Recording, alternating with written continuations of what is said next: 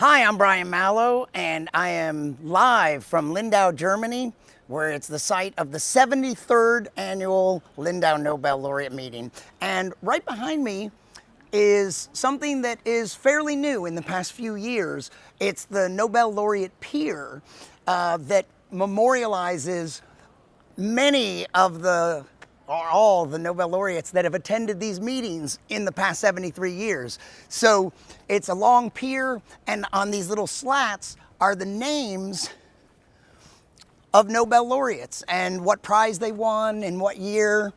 And it's just one of the really lovely things about this meeting. This year, it's a physics-themed meeting. The meetings rotate through the Nobel Prizes in the sciences.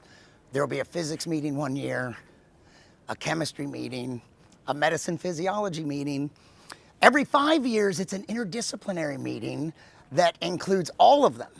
And every 3 years, there's an economics meeting. So this is a physics meeting.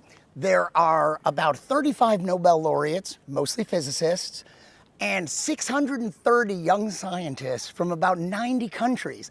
And joining me right now is Garima Aggarwal. Hi. Yeah. And she is, well, she's not actually a physicist. She's a rocket scientist.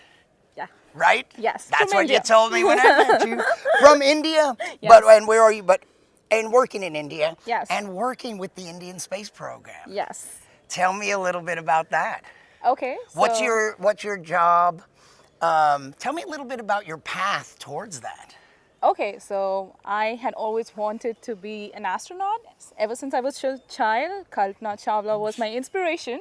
And that's when I thought I really wanted to get into rocket science. And I came across the Indian Institute of Space Science and Technology, which does a specialization.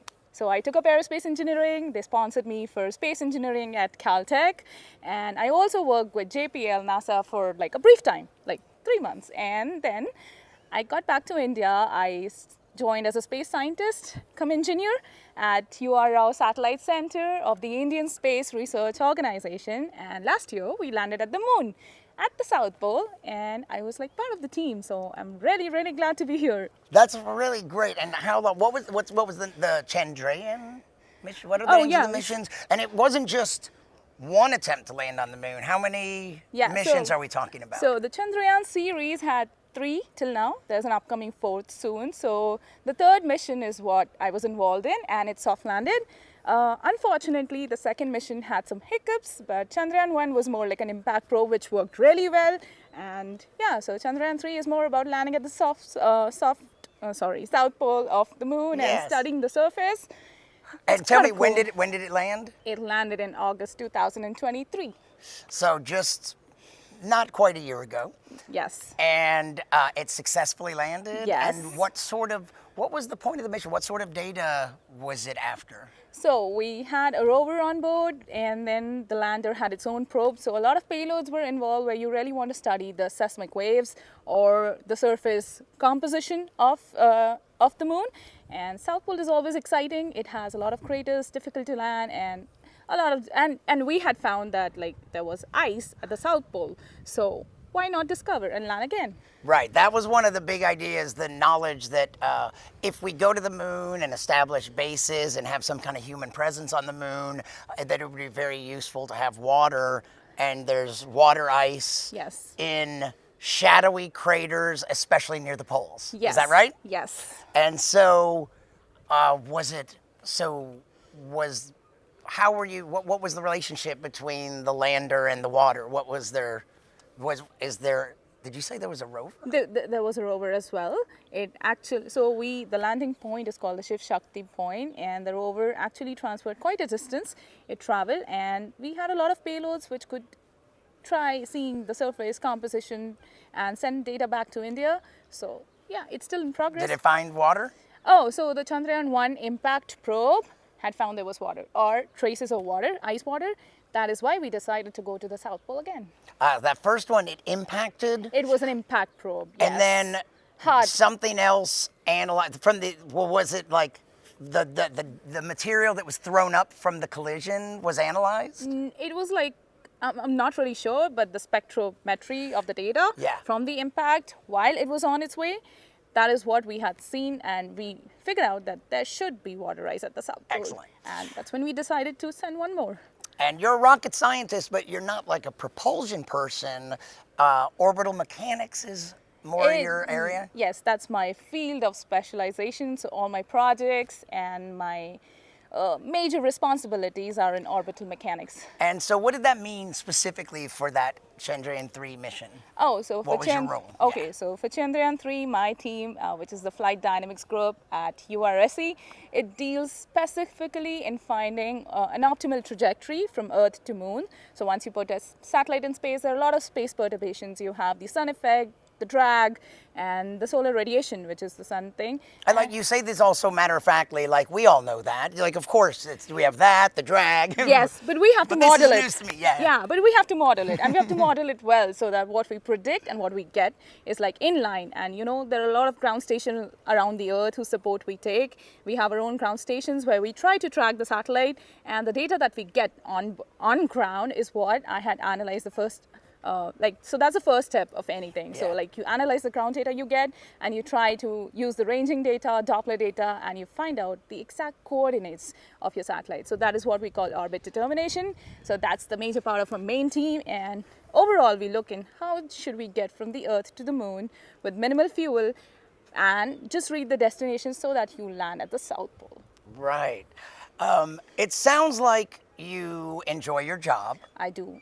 Tell me what you love about science and science in general and your job. What gets you so motivated? I get the feeling that you're excited to go to work. Oh, yeah.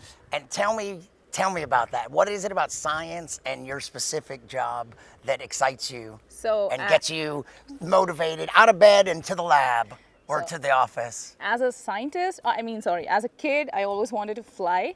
So this is probably the best way. I don't fly, but I see objects which we make fly, and that is probably the best thing, the best feeling. And during the Chandrayaan landing operations, I was there in the mission control room, and I don't think so I've had a more rush of adrenaline ever in my life again. Like those last 10 minutes before the landing was like, whoa, with every 100 meter, all of us were like clapping, praying, hoping, everything. So yeah, I think it's the excitement to send objects in space where a lot of people don't have access to. And it's also kind of cool to call yourself a rocket scientist. Definitely. So yeah, that must have been a very stressful, and the rush, the relief of the success. Yes. Amazing. I was like swarmed with phone calls after it. I couldn't pick any of it. I was still part of the operations team and working on it. But yeah, amazingly amazing. Excellent. That's awesome. And let's talk about the meeting. So here we are. It's the 73rd Lindau Nobel Laureate Meeting. Before you even came here, what sort of thoughts did you have? What were you anticipating? I would say I wasn't anticipating such a tight-packed schedule. Like, we're up 6 a.m. every day, go back to the room at 11. There's always something. They're always keeping you on your toes. And a conference full of such diversity of things. Like, you have a concert. You have a music session. They're teaching you how to dance. They have science walks with the Nobel laureates. Like, can you imagine you're like a bunch of 10 kids and the Nobel laureate is talking to you alone for like those 2 hours? Amazingly amazing. And then the open exchanges, oh my God, you don't need a topic to talk to them. You can just ask them any open-ended question. It's just amazingly amazing how you can just go talk to them, not feel shy about it, and you need not ask them technical questions. That's the beauty of talking to Nobel laureates here. Yeah. So, yes. And they're interested in hearing about your work. Oh, and yes. That's, I think, probably surprises a lot. They're not just here to dispense wisdom. Yes. You could ask them. They're curious about you. I had a science walk session with Richard Henderson on Monday, and it was amazing. Like, I am nowhere related to molecular biology, but he was so receptive in trying to talk to me and just making sure he knows what I do. And when I met him again later, he recognized me. So that's kind of an achievement that you... Very nice. He could recognize me over a day, so yeah. So, tell me, I guess you just did list a lot of laureate highlights, but what about your interactions with the other young? We have young scientists from 90 countries here. Yes.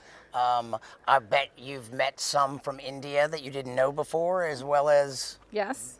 all the others. Yes, I think I've met probably, if I can't count, but I think I've met more than 150 over the last 3 days, like two and a Right. half, 3 days.